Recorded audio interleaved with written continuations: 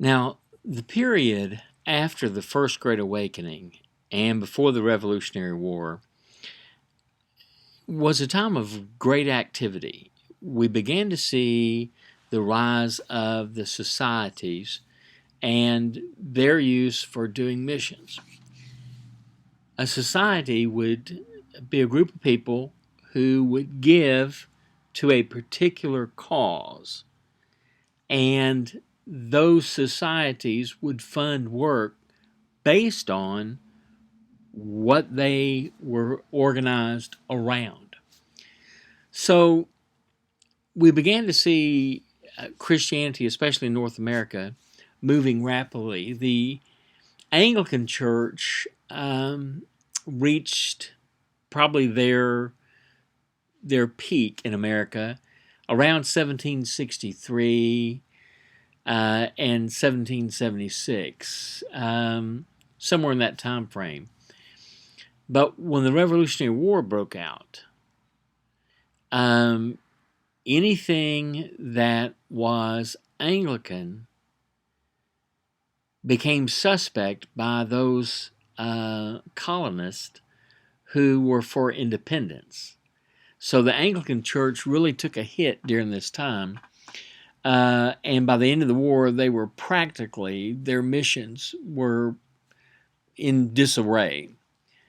Congregationalists were hindered by political unrest as well, though some of them went to Maine. It wasn't until 1786 that Congregationalists began to move back into the wilderness. And this became basically a race between the Baptists and the Methodists. Separatist Baptist missionaries arrived in New England very early. In 1764, the development of Baptist College came into existence. It was started by James Manning and Hezekiah Smith in Rhode Island. It would become the Rhode Island College, later Brown University, the following year. And church planting was a part of what they did. Now, Manning and Smith, these are some of the key people and key issues. Manning and Hezekiah Smith helped form the Warren Baptist Association, and they began to send out itinerant preachers, these Baptists who were separating from the Pietist movement, and they were Separatist Baptist. And Manning and Hezekiah Smith, in the development of Rhode Island College, and these sending out of itinerant preachers who planted churches, or groups of people would assemble together, especially along the frontier when there weren't that many organized churches. For the Anglicans, they had to have a hierarchy to agree to appoint a church. The Presbyterians at this time would not appoint someone who was not a college graduate. Methodist at this time hadn't really gotten into that formal organization where they were using lay preachers just yet, not before the Revolutionary War. So, but you begin to see that missions were on the hearts and minds of people. The societies were forming for them to do certain mission works. So there was movement, there was growth before the Revolutionary War, and there was this spiritual vacuum that everybody wanted somehow to be connected. But that connection differed in different ways. The Warren Association became important in the struggle for religious liberty And its role in missionary agency oftentimes has been overlooked. There was a Baptist by the name of Isaac Backus, who was the primary leader of the Warren Association of Separatist Baptists, and he was a fighter for the separation of church and state, and he preached thousands of sermons. In the South, you have a couple of guys, Philip Mulkey and Daniel Marshall from the Sandy Creek Association. They moved into South Carolina, and in 1771, Marshall crossed the Savannah River into Georgia, and there was a church there formed in 1772, and the Sandy Creek Association became three associations: the Congregee in South Carolina, the General Association in Virginia, and the Sandy Creek in North Carolina. In 17 years, the Sandy Creek Church, with 16 founding members, became 42 churches with 125 licensed or ordained ministers. So it was really moving and growing. It's time that we talk about a protege of Isaac Backus, and his name was John Leland. Now, John Leland, who lived between 1754 and 1841, helped provide the religious foundation for the ideas of Thomas Jefferson and James Madison and other founding fathers. Leland preached freedom in all aspects of life, including the establishment of religion. Now, not only is Leland known for his fiery sermons, but also his evangelistic zeal. He is also known for his opposition to slavery and his advocacy for strict separation between government and religion. Leland preached freedom in all aspects of life, exhorting his listeners to be free from sin, to oppose slavery, and free others from physical bondage, and to be free from the spiritual tyranny of state-established religions. Now, when the Constitution was being formed, John Leland was a preacher at that time and knew both Thomas Jefferson and James Madison. However, when the Constitution came out and it was time to ratify it, Leland was not happy that separation of church and state and religious freedom was not spelled out more clearly. Well, he was living in Virginia at the time, as was James Madison. So, he fought to get the First Amendment to the Constitution. Well, James Madison didn't want to have any part of it. Well, this caused a falling out between Madison and Leland.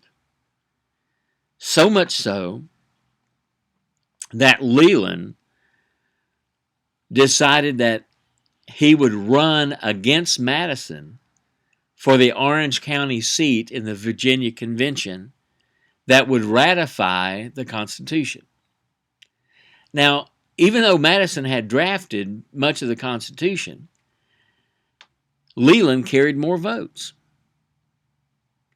And finally, James Madison went to John Leland and said, when he saw that he wasn't going to win the election, he asked, "What do you want me to do for you not to run against me?" And John Leland told him that it must be clearly spelled out that there was to be the freedom of religion, the freedom of speech, and the freedom of press. Now, he thought all three of those went together because, as a preacher of the gospel, the state cannot impede the preacher, whether by trying to meddle in the religion or trying to meddle in his free speech, what he can say, or in what he can produce in writing pamphlets and tracts. Isaac Backus, his friend, had been censored several times. So Leland, a Baptist, said, Congress shall make no laws respecting the establishment of religion or prohibiting the free exercise thereof, or abridging the freedom of speech or the press, or the right of the people to peaceably assemble and to petition the government for a redress of grievances. That, beloved, is the First Amendment to the United States Constitution. And it was the work of a Baptist minister that ensured that that would go in to our Constitution. So, when someone tries to tell you that America was not founded on Christian principles, don't you believe them. You cannot take what was going on spiritually out of the formation of this new country, because it was right there in history. Now, when the war was over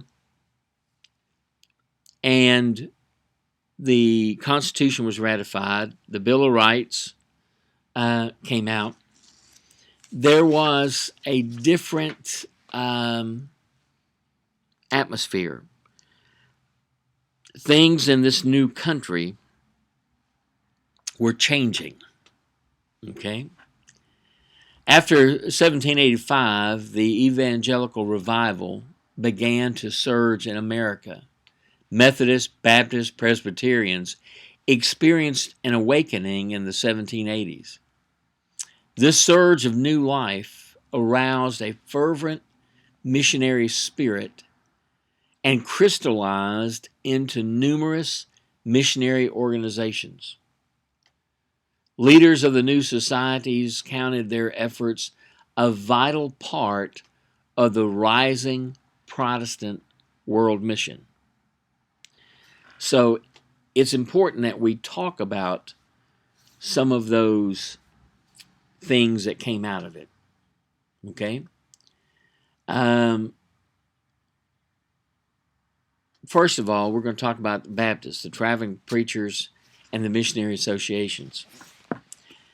When the Philadelphia Baptist Association met in 1787, reports of great growth among Baptists abounded. Everybody saw that. It was prompted by Whitfield's remarks near the end of his life. He said, "All my chickens have turned into ducks." The Second Great Awakening became general in 1797, but Baptists had already experienced significant growth. These itinerating missionary preachers, often traveling at their own expense and without pay, and these small associations who had a contagious enthusiasm for gathering new congregations, were the chief instruments of expansion. By 1792, Baptists had become the largest religious group in this new nation. When Luther Rice arrived from India to organize Baptists in America to support Adoniram Judson and his wife, what he found was they already had a long-standing commitment to send missionaries to destitute places. So most of his work was already done. Now, there was formed the General Missionary Convention of the Baptist denomination in the United States for Foreign Missions. That was the name of the organization. We call it the Triennial Convention that met once every 3 years. It was formed in Philadelphia in May 1814, and in 1817 it took up the domestic missions and theological education as well as foreign missions. They had 21 board members of the foreign missions, and Luther Rice was elected the corresponding secretary. Now, he was the one who primarily believed and dreamt of an all-in-one mission board, doing both home mission and foreign missions. The board was granted authority to embrace home missions and plans for the encouragement of education. Preparations were in place. They went ahead to try to do that. But there were things happening. The Triennial Convention in 1826 restricted the efforts to simply foreign missions alone. Well, the Presbyterians, what was going on at this time? Well, the most important missionary action taken by the Presbyterian of New York and Philadelphia was to permit the ordination and licensing for the express purpose of itinerary preaching. The missionary spirit among the American churchmen was higher. In 1810, the American Board of Commissioners for Foreign Missions was formed in New England. 1814, the Baptist Triennial Convention for Foreign Missions. 1816, the American Bible Society. Congregationists, well, they were trying to recover and react from their losses during the Revolutionary War. And the Methodists began to explode in North America. Now, the impact of missionary sending associations and part-time itinerant preaching helped Baptists become the largest denomination in America. However, when the Methodist Episcopal Church formed on Christmas of 1784, it was essentially a missionary agency, and they initiated, if you will, itinerant preachers full-time. And by 1820, the Methodists had leapfrogged over the Baptists to be the most numerous Christian group in America. Now, there are two key elements in this. First of all, the sacrificial commitment to missions by laypersons and preachers alike, and a structure that lent itself to the expansion and assimilation. Volunteer preachers or lay preachers were assigned circuits that did not at that time exist. So here's what would happen. The itinerant preachers would go out and they would find a congregation, find a group of people who would meet, and he would preach there. And then he would have a lay preacher stay there and once a week began to teach them the Bible in Bible school. Okay, we would call it Sunday school or Bible study. And then the itinerant preacher would come back, and we would have what is known as what we would call today the circuit riding preacher. So this allowed the Methodists to grow. It was simple. It was a concise way of doing it. They had weekly Bible studies without having a weekly pastor. They had a lay preacher, a leader, okay, who worked in the community, lived in the community, knew everyone in the community, and he did that pastoral care while the itinerant preacher would go out and plant new congregations.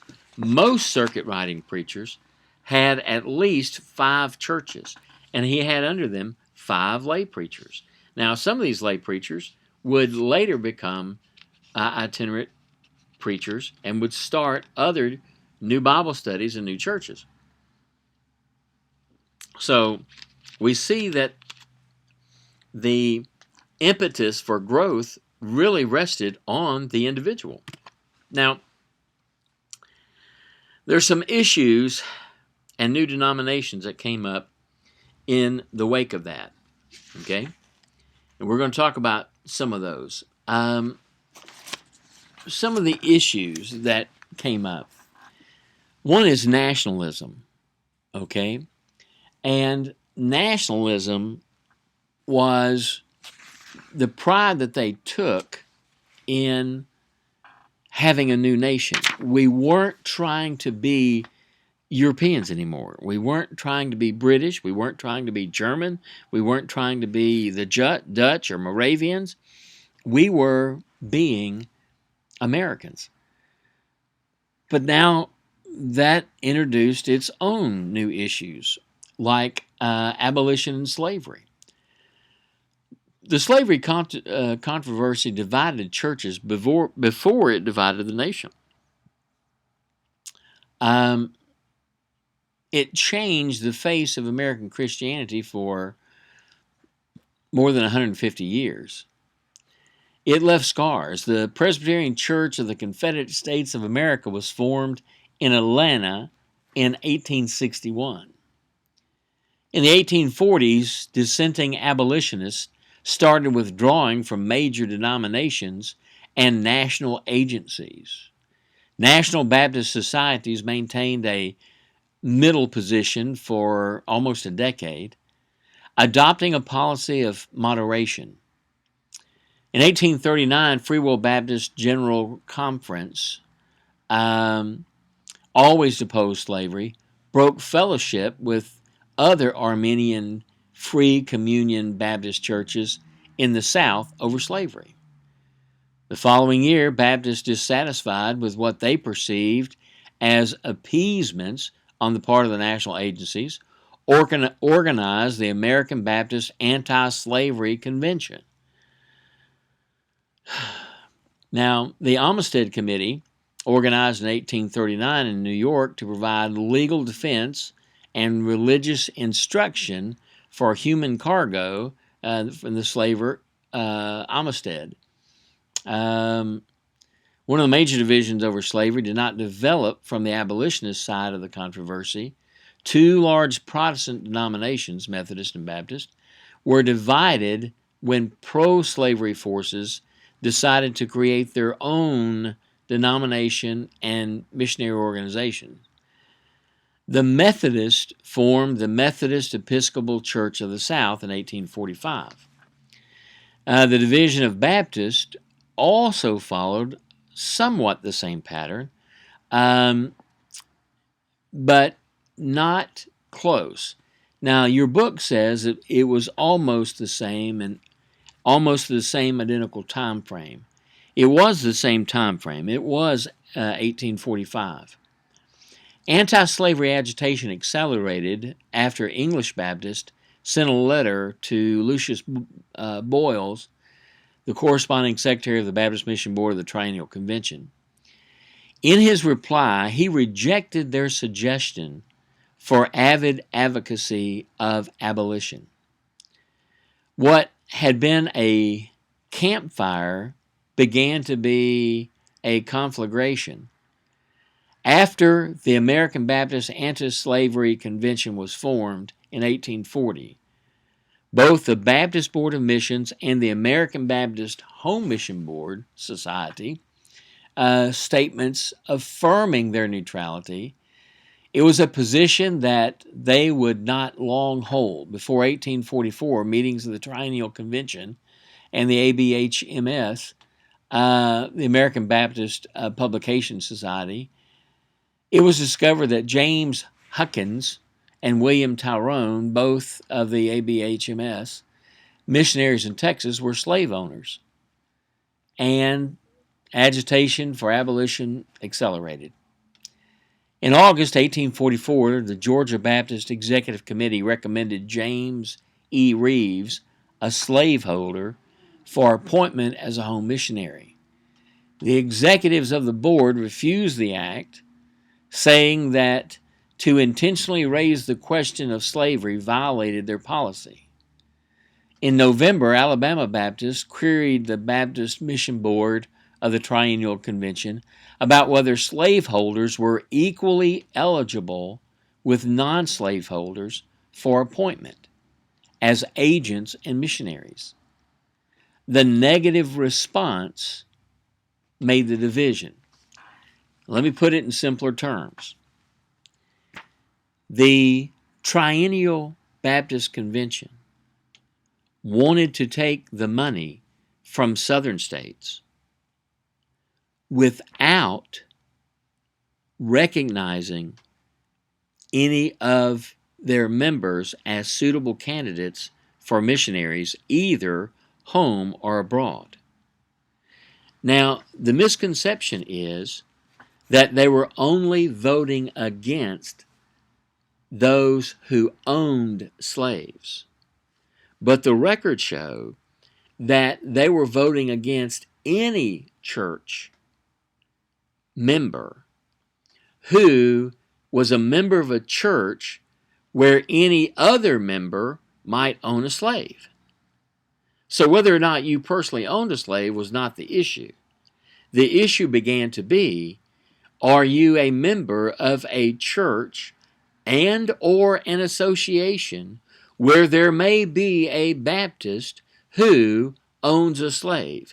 If so, then you are ineligible to be a missionary from the Triennial Baptist Convention. Well, that didn't sit well with Southerners. So, the Triennial Baptist Convention became the Southern Baptist Convention. Now, does that mean that the Southern Baptist Convention were all slave owners? No. Does that mean that the Southern Baptist Convention endorsed slavery? Not exactly. There were some Southern Baptists who owned slaves. That's true. But as a doctrine, Southern Baptists never condoned the owning of slavery. There was another denomination that rose up, the Anti-Slavery Baptist, the American Anti-Slavery Baptist. And then later we would form the American Baptist Missionary Union. So we began to see that the political world has an effect on the church. But we also see, and a lot of times, the church has an effect on the political world.